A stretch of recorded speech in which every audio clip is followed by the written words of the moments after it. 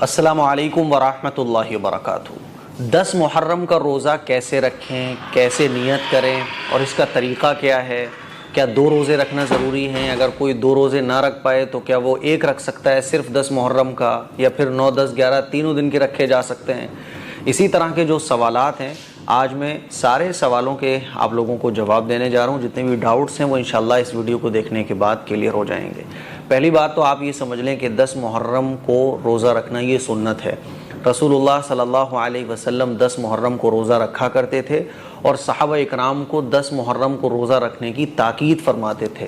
جب رمضان کے روزے فرض ہو گئے پھر حضور نے عام اجازت دے دی کہ جو چاہے وہ 10 محرم کا روزہ رکھے، جو چاہے وہ چھوڑ دے، ٹھیک ہے؟ تو 10 محرم کو روزہ رکھنا یہ سنت ہے۔ ہاں، بہتر طریقہ یہ ہے کہ 10 محرم کے ساتھ یا تو آپ 9 تاریخ کو ملا لو یا 10 محرم کے ساتھ آپ 11 کو ملا لو، یعنی 9، 10 یا پھر 10، 11 دو روزے رکھنا یہ سنت ہے، ٹھیک ہے؟ کوئی اگر ایک رکھنا چاہے تو ایک بھی رکھ سکتا ہے۔ مان لیجئے کوئی صرف 10 محرم کا روزہ رکھنا چاہے تو صرف 10 محرم کا روزہ بھی رکھا جا سکتا ہے، لیکن بہتر 9، 10 یا پھر 10، 11، ٹھیک ہے؟ سب سے بہترین یہ ہے کہ 9، 10، ٹھیک؟ اور اگر آپ تینوں دن کا رکھ لو 9، 10، 11 تو پھر تو یہ بیسٹ ہے، نمبر 1 9، 10، 11 بیسٹ۔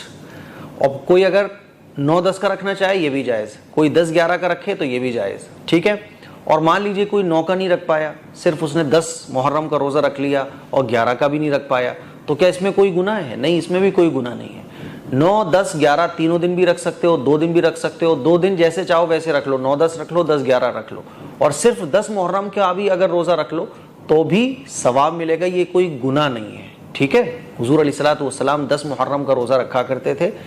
بعد میں حضور کو جب معلوم ہوا کہ یہودی جو ہے نا وہ بھی اس دن روزہ رکھتے ہیں تو حضور نے فرمایا کہ ہم جو ہے نا ان سے تھوڑا الگ ہو جائیں گے، 10 کے ساتھ یا تو 9 کو ملا لیں گے یا 11 کو ملا لیں گے۔ پھر اگلی سال جب آیا تو حضور علیہ الصلوۃ والسلام اس دنیا سے پردہ فرما گئے، تو صحابہ اکرام نے چونکہ حضور کی اس بات کو سنا تھا تو پھر انہوں نے 10 کے ساتھ بعض صحابہ نے 9 محرم کا روزہ رکھا، بعض نے 11 محرم کا روزہ رکھا، تاکہ یہودیوں سے مخالفت ہو جائے، ٹھیک ہے؟ لیکن اب چونکہ یہودی اور عیسائی یہ لوگ ایسے روزہ نہیں رکھتے جیسے ہم لوگ رکھتے ہیں، تو اسی لیے صرف 10 محرم کا بھی آپ روزہ رکھ لو گے تو اس میں کوئی گناہ کی بات نہیں ہے۔ بات سمجھ آ رہی ہے؟ نیت کیسے کرنی ہے؟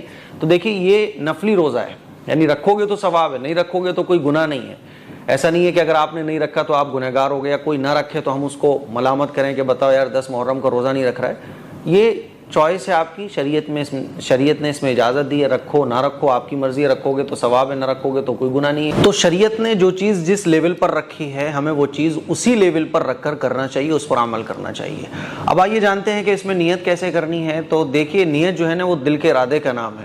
نیت کرنے کی کوئی خاص دعا رسول اللہ صلی اللہ علیہ وسلم سے ثابت نہیں ہے، نیت دل کے ارادے کا نام ہے۔ آپ نے ارادہ کیا، رات کو آپ ارادہ کر لو کہ کل کا میں روزہ رکھوں گا، یا سحری میں اٹھو، سحری آپ کھا رہے ہو، آپ کا ارادہ ہے کہ میں کل کا روزہ رکھوں گا، آج کا میرا روزہ ہے، بس ہو گئی نیت، کافی ہے۔ زبان سے اگر آپ کہنا چاہو تو کہہ سکتے ہو کہ اللہ میں آج کا نفلی روزہ تیری رضا کے لیے رکھ رہا ہوں، ٹھیک ہے، ہو گئی نیت۔ تو نفلی روزے اور جو مسنون روزے ہوتے ہیں اس میں رات سے یعنی سحری کا ٹائم ختم ہونے سے پہلے نیت کرنا ضروری ہے۔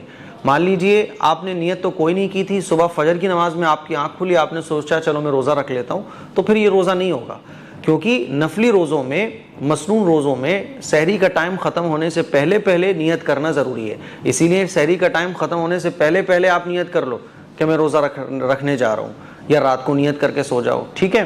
یہ تو نیت کرنے کا طریقہ ہے۔ اور افطار کرنے کا طریقہ ویسا ہی ہے جیسے ہم رمضان میں افطار کرتے ہیں، افطار کی آپ دعا پڑھ لیں یا بسم اللہ الرحمن الرحیم کہہ کر روزہ افطار کر لیں، ٹھیک ہے؟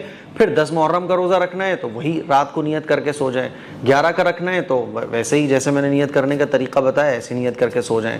تو یہ ہے 9، 10، 11 محرم کو روزہ رکھنے کا طریقہ پورا، اور یہ سارے ڈاؤٹس تھے جو آپ لوگ جاننا چاہتے ہو وہ میں نے سارے کلیئر کر دیے ہیں۔ اور پورے محرم میں روزہ رکھنے کی فضیلت ہے۔